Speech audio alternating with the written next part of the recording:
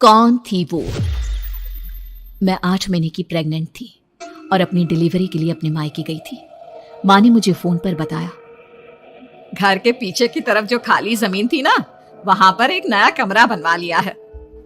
इतने सालों के बाद जैसे ही अपने घर में कदम रखा, कुछ अलग सा लगा। माँ, ये घर के पीछे की तरफ नया कमरा बनवाने की क्या जरूरत थी? अरे बेटा, घर के पीछे दूर दूर तक खाली जमीन है। तेरे पापा को कई दिनों से लग रहा था कि यहाँ पर एक कमरा बनवा लेंगे तो ताजा हवा मिल जाया करेगी।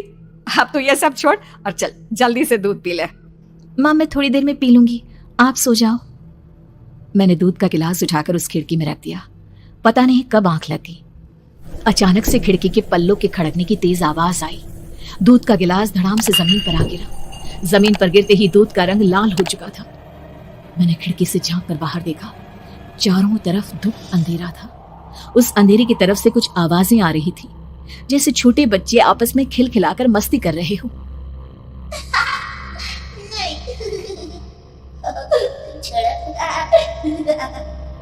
इतनी रात को इतने घनघोर अंधेरे में बच्चों की आवाज कैसे आ रही है?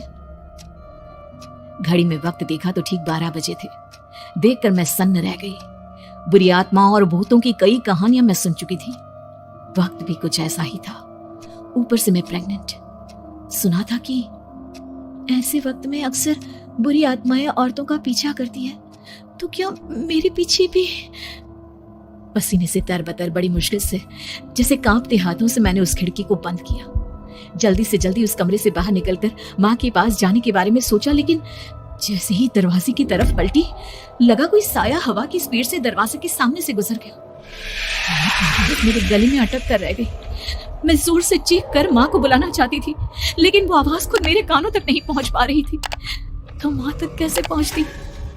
खिड़की के पल्ले एक बार फिर तेज हवा के झोंके से धड़ाम करके खुल गया और पूरी ताकत से मैं चीख पड़ी। जानती थी मेरी चीख की आवाज सुनकर कुछ ही सेकंड में माँ वहां पहुंच जाएगी, लेकिन ऐसा कुछ हुआ ही नहीं।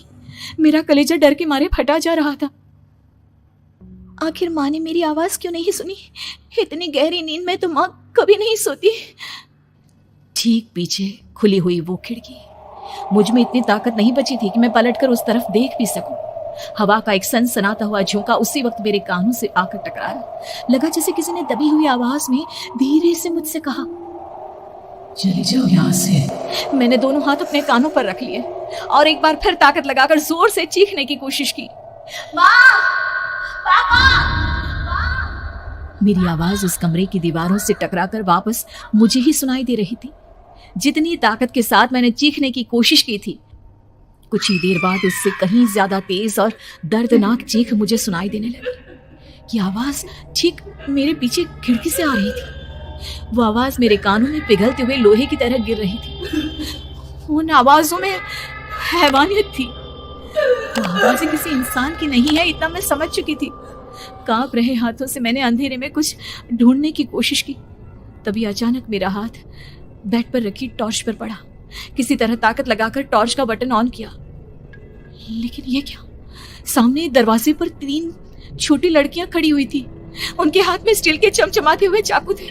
मैं घबराकर लड़खड़ाई और पीछे की तरफ हटी, लेकिन तब तक वो मेरे पास आ चुकी थी। उनकी गर्दन टेढ़ी थी और उनके हाथों के वो चाकू मेरे पेट को निशाना बनाने को तैयार।